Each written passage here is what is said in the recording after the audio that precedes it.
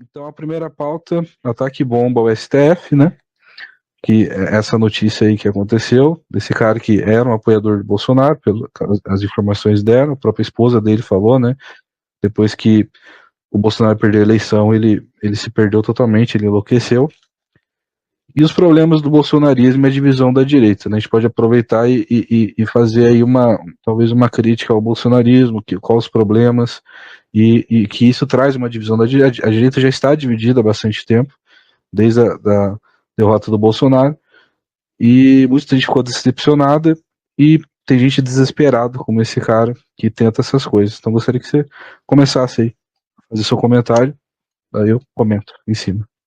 Então, o que acontece, cara? A gente começa a ver assim, ataca a bomba ao STF. Se não me engano, foi 3 bombas, né? Que estouraram nos 3 poderes, lá na Praça dos 3 Poderes, né?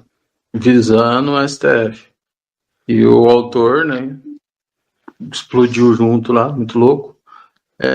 Prova mais uma vez que tudo que você faz no Brasil, né? Que você faz de forma muito, sabe, cara, aquele negócio muito emocional, cara, igual o bolsonarismo, já fala por si só. Ou você tem direita ou esquerda, cara, não tem essa de você colocar bolsonarismo, tá ligado? Não tem essa. O Bolsonaro é uma pessoa, o Bolsonaro não é uma via, entendeu? O Bolsonaro não é uma via política, o Bolsonaro é um político que representa uma quantidade do povo, eu acredito que até a maioria, porque, na minha opinião, teve problemas aí na eleição, né, passada. E, tipo, isso, cara, você pega ali, ó, ataque a bomba ao STF. O cara tava totalmente perdido, cara. A mente do cara foi pro beleléu, porque ele foi candidato a vereador, cara. Em Santa Catarina, uma cidade do interior de Santa Catarina. E Teve perdeu. apenas 89 votos, perdeu, enlouqueceu. E falou, a última postagem dele no Instagram, ele falou que o problema do Brasil era o STF, que tinha explodido tudo lá, e foi lá e fez. Ele perdeu tudo na enchente também, né? No sul. Ele teve 2 enchentes que ele perdeu 2 vezes as coisas. Perdeu tudo que ele tinha na casa dele. Pelo que eu vi. Sim, sim. Importante. Eu até entendo, sabe, cara, porque isso aí é um problema psicológico, entendeu? É uma coisa de saúde mental. Aí você pega um cara aí que é alienado, porque o que acontece? Quando você polariza, né? O Lula e Bolsonaro, não existe os outros políticos, cara. Então o que acaba acontecendo? Você vai e vota no menos pior, tá ligado? Porque a polarização foi tão forte que hoje em dia você não fala mais direita, você fala bolsonarismo. Você não vê o Brasil falando de direita. Você não vê o Brasil falando de liberalismo. Você não vê o Brasil falando essas coisas. Aí o que acontece? O Bolsonaro acaba acontecendo esse tipo de coisa, igual aquele cara que foi arrastado, abraçou o caminhão saiu andando com ele. Aquele vídeo lá é sensacional. O cara abraçou o caminhão. Não cheguei a ver isso.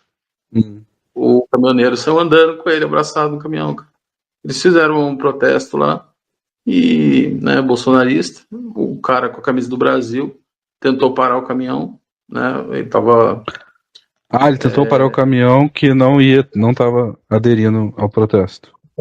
A maioria dos caminhões pararam. Esse cara não parou e levou embora junto com ele, cara, abraçado na frente do caminhão. Cara, esse vídeo é sensacional. Eu recomendo que você veja isso aí. Vem mesmo, vem aqui, inferno, vem.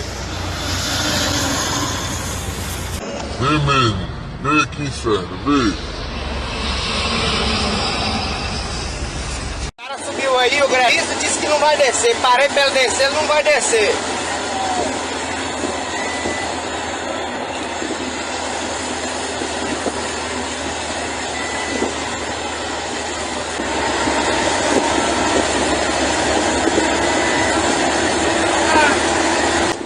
Vou parar ali pra você descer, você desce, beleza?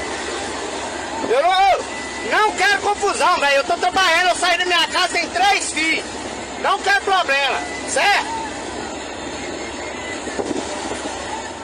O que aconteceu com o cara? Não morreu. Não morreu? Saiu. Mas... Não. O caminhoneiro só levou ele só. Aí é um vídeo sensacional, cara. Mas isso aí mostra, cara, a fraqueza mental, cara, do povo, cara. É uma coisa. Só adicionar, eu lembro quando o Bolsonaro descia lá na Alvorada lá, E ficava um monte de gente rezando, colocando as mãos ali, abençoando, e o Bolsonaro lá com a cabeça assim, e tratando como uma figura messiânica, né? Como um salvador, tratando de maneira religiosa um presidente da república, de uma república que é laica, né? A tua palavra diz, Pai, que não existe autoridade, Senhor, instituída sobre nenhum país que não seja colocada pelo Senhor. Pai, para fazer a diferença, para mudar, Senhor, essa ordem de corrupção que se instituiu sobre o Brasil. E nós estamos aqui para abençoá-lo, Pai, e para declarar que o Brasil está com ele, mas não só o Brasil, que o Senhor seja abençoado, presidente Bolsonaro, em nome de Jesus. O Brasil te ama!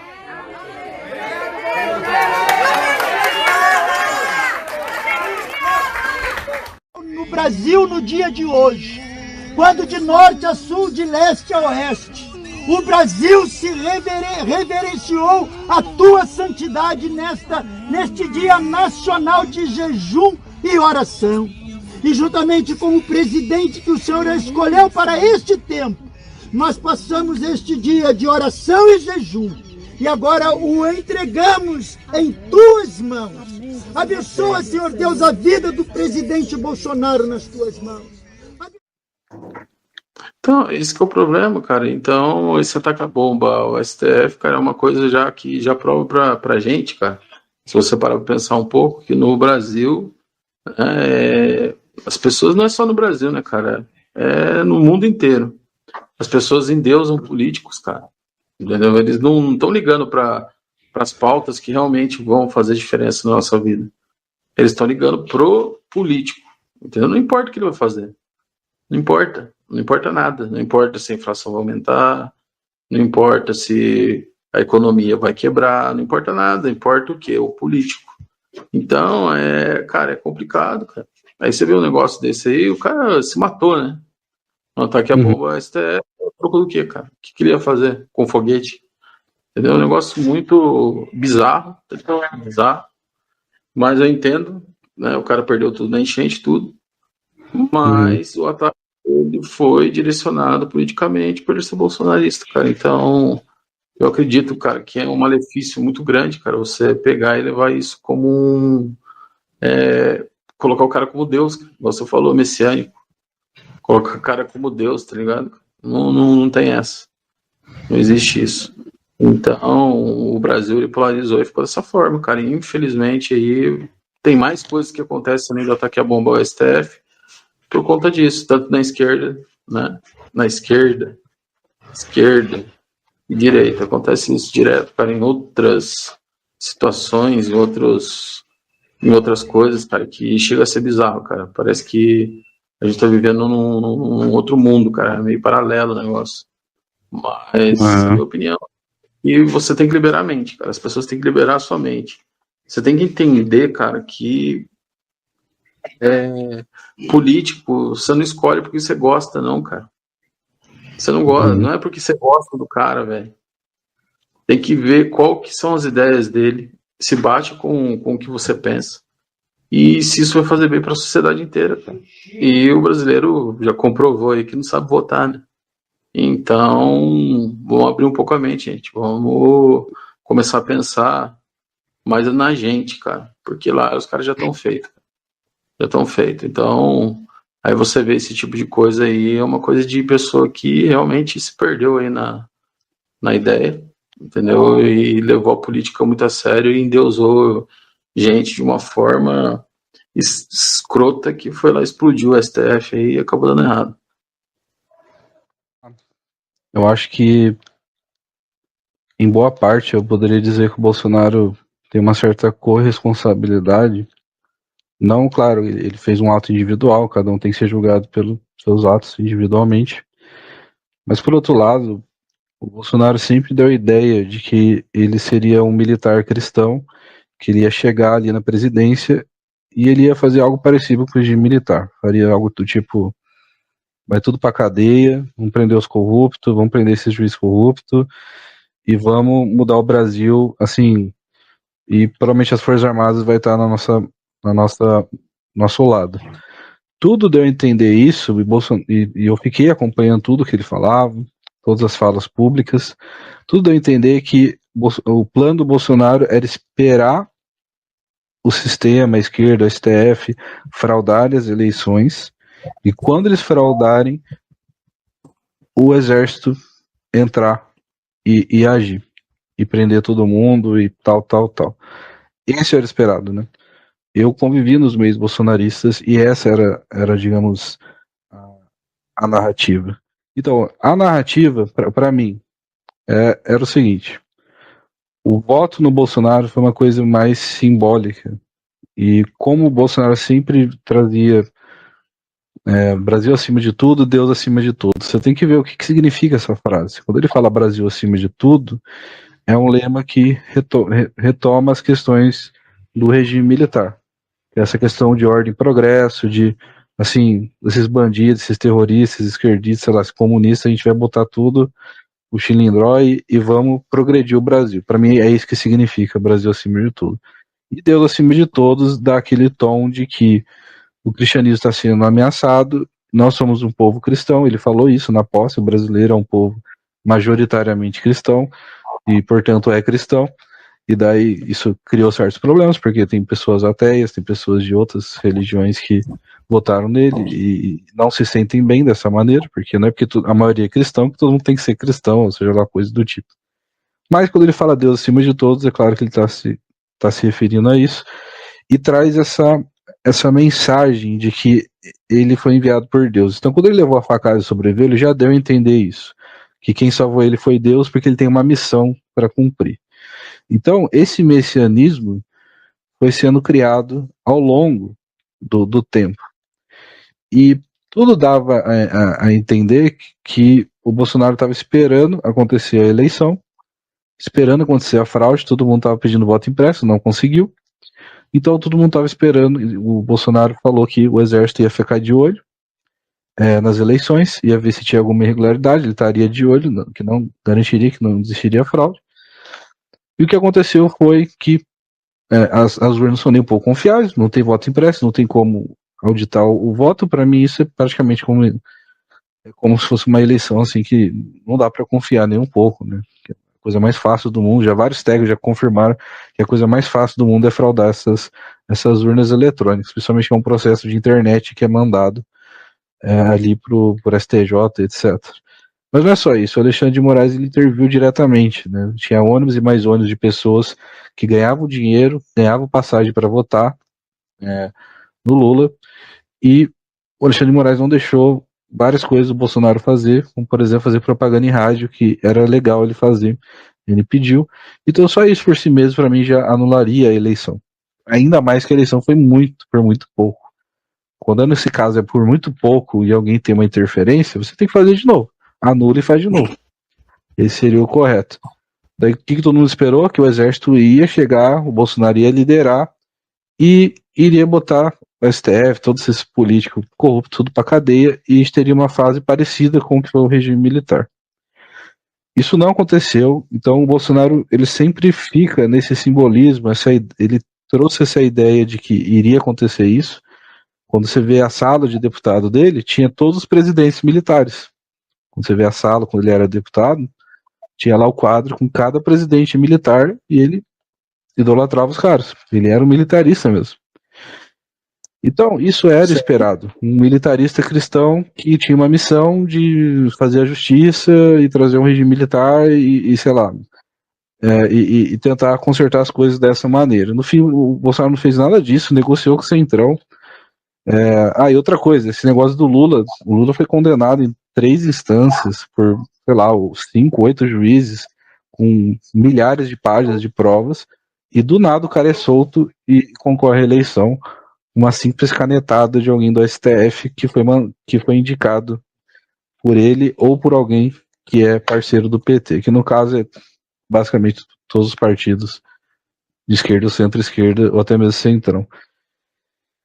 Então, era esperado isso. E daí o que aconteceu? Não aconteceu nada disso. O Bolsonaro provavelmente foi, desde quando ele, no primeiro Um ano e meio de governo, Bolsonaro atacava a STF, atacava a mídia, atacava todo mundo. Eu achava até legal o que ele fazia.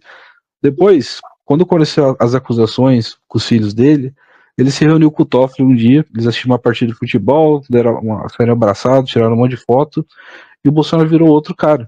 Ele virou um cara, assim, manso ao sistema.